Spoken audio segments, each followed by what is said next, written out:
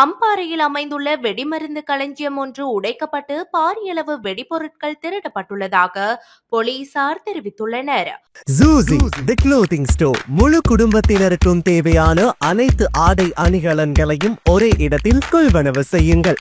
அனைவருக்கும் ட்ரெண்டிங்கான exclusive collections எங்களிடம்.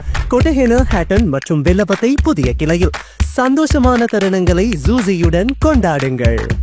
அம்பாறையின் தமனை போலீஸ் பிரிவிற்குட்பட்ட அலஹேன கிராமத்தில் அமைந்திருந்த வெடிமருந்து களஞ்சியமே உடைக்கப்பட்டு அங்கிருந்த பாரியளவான வெடிபொருட்கள் திருடப்பட்டுள்ளன.